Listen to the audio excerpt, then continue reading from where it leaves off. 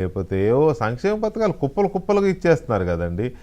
నిజంగా కూడా సామాజిక సంక్షేమ మండలి చైర్మన్ గారు ఇటువంటి విషయంలో ఏదో ఒక ఇనిషియేషన్ అయితే ఉండాలండి. ఆమె చెప్తుంటే చాలా బాధ అనిపించింది. గతంలో ఒక ఇష్యూ నేను ఇలాగే డిబేట్ చేశాను, అనంతపూర్ జిల్లాకు సంబంధించింది, చాలా సంవత్సరాల క్రితం. మళ్ళీ ఇప్పుడు అది చూస్తే నాకు అనిపించింది, ఎక్కడ పోతున్నాయి సంక్షేమ పథకాలు? ఒక తల్లి నా భర్త చనిపోయిన రోజు ఇంట్లో 10 రూపాయలు కూడా లేవంది అని అంటే, మీరు పెట్టే వేల లక్షల కోట్ల రూపాయలు ఏ సముద్రంలో పోతున్నారనేది నాకు అర్థం కాల. బాలకోట వెంకటకృష్ణ గారు, ఇప్పుడే తిరువూరుకు సంబంధించి దాదాపు ఒక 30 మంది కార్యకర్తలు నా బోర్డు సమావేశంలో కూర్చొని టీవీ డిబేట్ అవుతుందంటే వెంకటకృష్ణ గారిది ప్రథమైన మాటలు వింటామన్నా అని చెప్పి సరే మీ మాటలు విని వెళ్ళారు.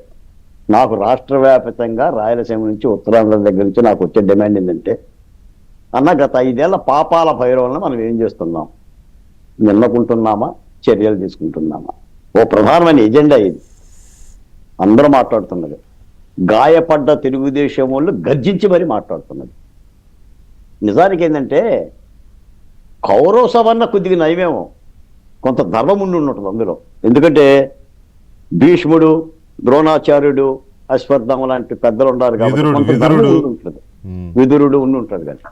కానీ నాటి కౌరవ సభ, జగన్మోహన్ రెడ్డి గారి సభ దుర్మార్గంగా, ఏంటి సార్ నేను ఇప్పుడే విన్నాను, చీదిరి అప్పలరాజు మాట్లాడిన మాట, చంద్రబాబు నాయుడు గారిని మెంటల్ ఎమర్జెన్సీ ప్రకటించాలా అర్జెంటుగా, లేకపోతే సభలో ఉన్న ఎమ్మెల్యేలకు ప్రమాదమా?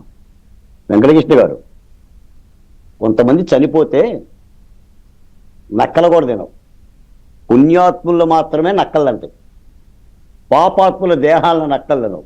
చీదిరి అప్పలరాజు దేహాన్ని కూడా నక్కలు తినవు. ఎంత ఒళ్ళుబలిసిన మాటలండి. రోమాలు నిక్కరబడుతుంది.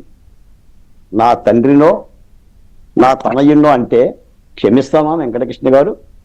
ఇదే మాజీ మంత్రి? ఇతగాడైనా పిల్లాడు? ఇతగాడైనా డాక్టరు? ఇతగాడైనా మాజీ మంత్రి? ఇతగాడిగా నువ్వు మంత్రి పదవి ఇచ్చింది ఏంటి సార్ ఈ నేర ప్రవృత్తి? అంటే ఒక ధీశాలిగా చంద్రబాబు నాయుడు గారు ఢీకొన్నాడు కాబట్టి, మనోధైర్యంతో ఉన్నాడు కాబట్టి సరిపోయింది. కానీ ఏంటి సార్ ఆ మాటలు? అనవలసిన మాటలేనా? అన్నం తినే మాటలేనా? నోటితో మాట్లాడే మాటలేనా?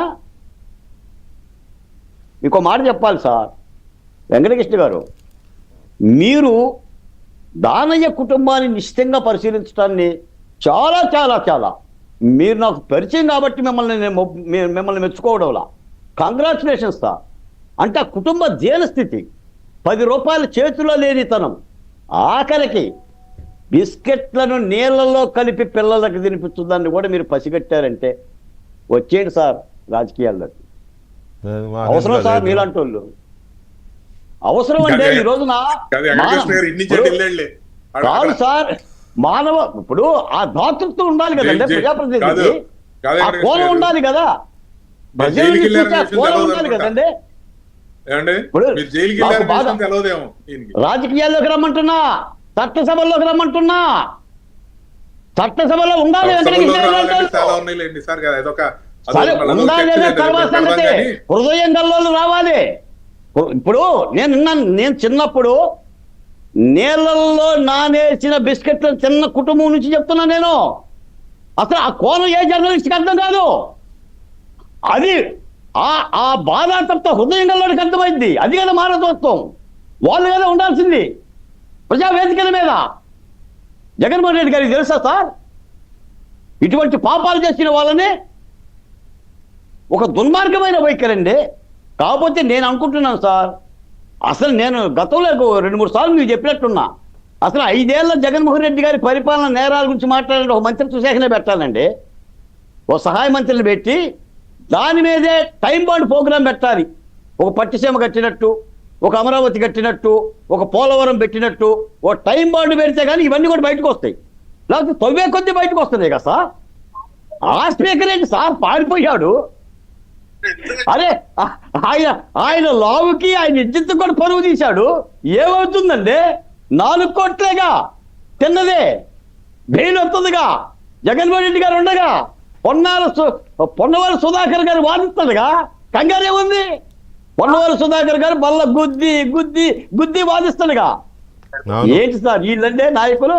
రైట్. ఇక్కడ ఒక ఇంపార్టెంట్ ఇష్యూ అండి. కిరణ్